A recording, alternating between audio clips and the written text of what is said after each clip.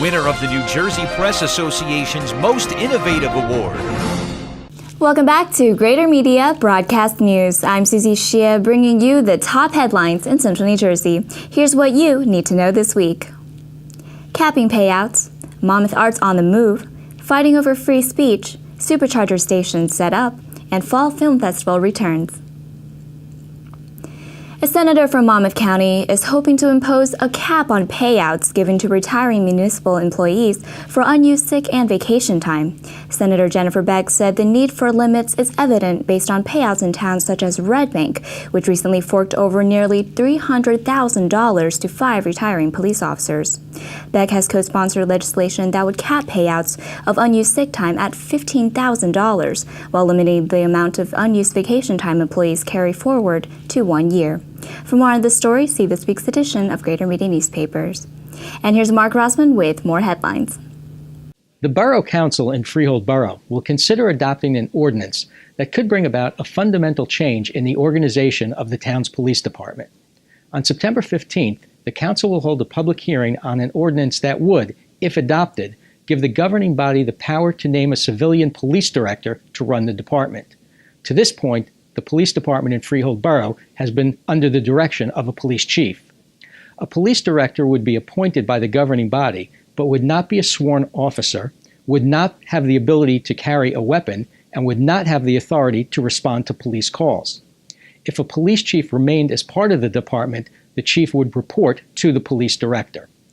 The introduction of the ordinance earlier this month signaled a shift from 2012, when council members declined to follow a consultant's recommendation to install a police director as the head of the police department. Freehold Borough residents who want to state their views about this ordinance may do so at the September 15th council meeting. And for more about this issue, see this week's news transcript. A small town in Middlesex County is stirring up a debate about a big issue, free speech. Adam Ujako has the details. The New Jersey chapter of the American Civil Liberties Union has issued a statement opposing an ordinance proposed by the borough of Helmetta that would restrict filming and photography within public buildings. The proposal would establish a permit application process that would be required to be followed before filming could occur. ACLU-NJ Legal Director Edward Barocas said the ordinance is too broad and would constitute a prior restraint and infringements on First Amendment rights if passed.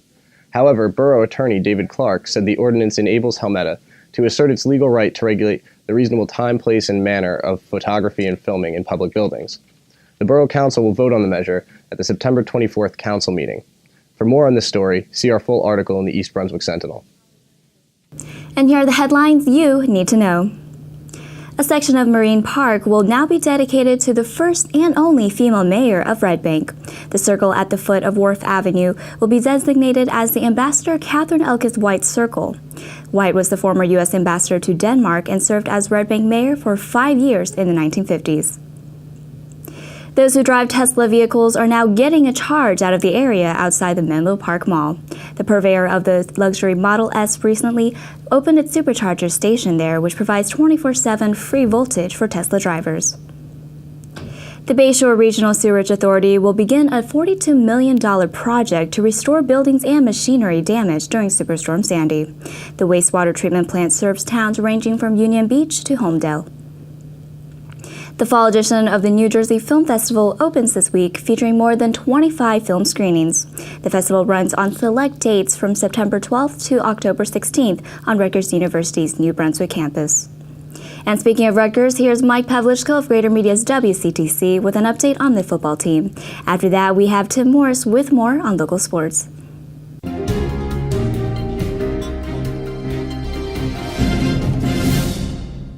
Well, everybody, this is the day we've all been waiting for. No, not the day Rutgers officially became a member of the Big Ten July 1st. No, not the first game as a Big Ten member against Washington State. No, I'm talking about the first ever Big Ten game in Rutgers football history.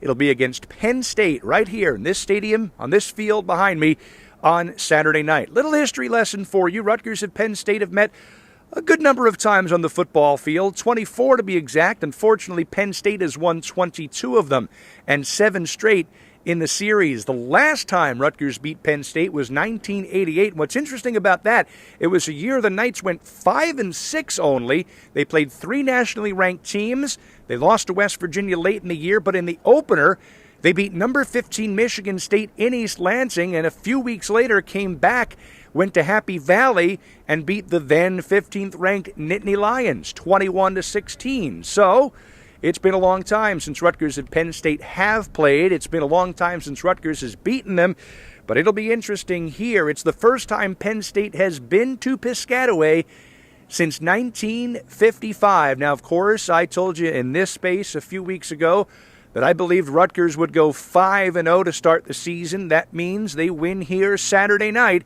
It would be a good first step to a first year in the Big Ten that's a raving success, and I'm looking for Rutgers to have a performance that not only is going to have an impact on the season and how they start it, but also for the future in terms of recruiting and the impressions on the program. I'm Mike Pavlichko on 1450 WCTC and WCTCAM.com.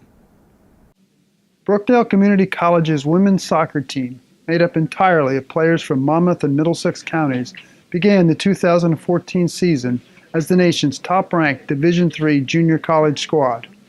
And for a very good reason. The Jersey Blues won the National Junior College Athletic Association National Championship last fall, and they returned 7 players from that championship team. Head coach Katie Miller has reminded her team that 2013 is behind them and that this is a new season. The team's mantra is, new team, same goal. Brookdale kicked off its 2014 campaign at home on September the 4th and looked every bit like a number 1 team, defeating Division I's Burlington 4-1. Here, Caroline Dura starts it all off with this first goal.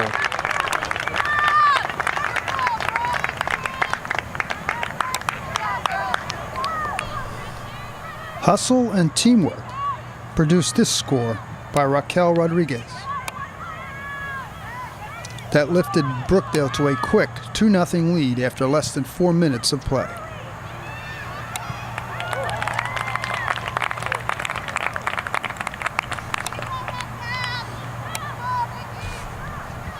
One of the most important newcomers is goalie Marty Stewart. Miller likes the way the freshman has taken charge. This is Tim Morris for Greater Media Newspapers. The Monmouth Arts Council is on the move. To where? Jeremy Grossman has the update. The walls are currently being painted and the boxes unpacked as the Monmouth County Arts Council prepares for their big move onto a storefront location on Monmouth Street next to the Count Basie Theater. This move is the result of the Arts Council trying to create a more accessible, community-focused arts presence in Monmouth County. Passers-by will be able to stop into the Arts Council's new office and learn about arts programs being held in the county. To learn more about the Monmouth County Arts Council and the groups that they support, visit monmoutharts.org.